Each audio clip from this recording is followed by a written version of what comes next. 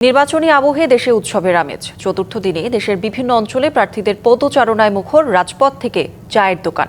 ভোটারের দুয়ারে দুয়ারে গিয়ে তারা দিচ্ছেন উন্নয়নের নানা প্রতিশ্রুতি। পছন্দের প্রার্থী ও দলের কর্মসূচি মূল্যায়ন করেই ভোট দেওয়ার কথা বলছেন ভোটাররা। ভোটারদের কাছে টানতে চতুর্থ দিনের প্রচারণায় ত্রয়োদশ জাতীয় সংসদ নির্বাচনের প্রার্থীরা।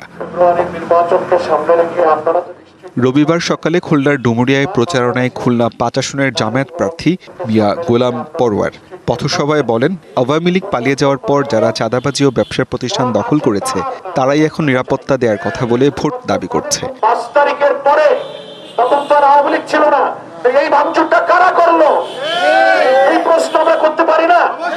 তারাই এখন এসে বলতেছে আমরা নিরাপত্তা দেব। যারা দোকান ভাঙো, চাঁদা চাও, বাজারে যারা একটু বিস্কিট বেচে, বাদাম বেচে, ফেরিওয়ালা রাস্তার পাশে বসে কিছু দোকানদারি করে, তার কাছ থেকেও তারা চাঁদা তোলে। বিদেশ থেকে দেশে রেমিটেন্সের টাকা আসে নিরাপদে, তাই আজই আপনার আপন। মেহেরপুরে ১১ দলীয় জোটের জামায়াত প্রার্থীর পক্ষে প্রচারণা চালান এনসিপির যুগ্ম মুখ্য সমন্বয়ক অ্যাডভোকেট শাকিল আহমেদ। এ সময় তিনি অভিযোগ করেন, প্রশাসন একটি দলের প্রতি ঝুঁকে পড়েছে।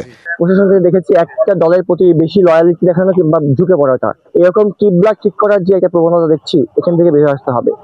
এদিকে প্রচারণায় ব্যস্ত সময় পার করছেন নরসিংদী ৫ আসনের বিএনপি প্রার্থী খায়রুল কবির খোকন।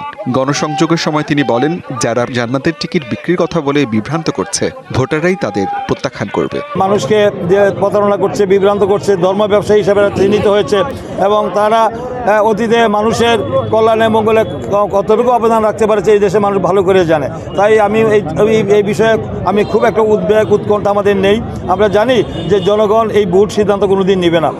শরীয়তপুর ১ আসনের বিএনপির মনোনীত প্রার্থী সাঈদ আহমেদ আসলাম ভোটারদের দিচ্ছেন নানা প্রতিশ্রুতি। বলেন, আগামীতে বিএনপি ক্ষমতায় এলে ৩১ দফা বাস্তবায়নের মাধ্যমে শরীয়তপুরে উন্নয়নের কাজ করা হবে।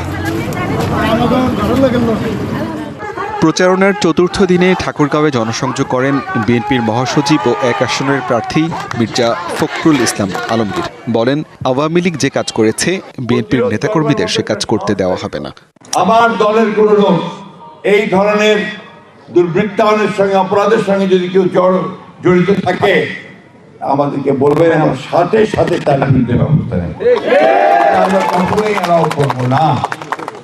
আওয়ামী লীগ যে কাজ করছে সেই কাজ আমার দলের লোককে আমরা করতে দেব না। আসিফ খান, ডিভিসি নিউজ।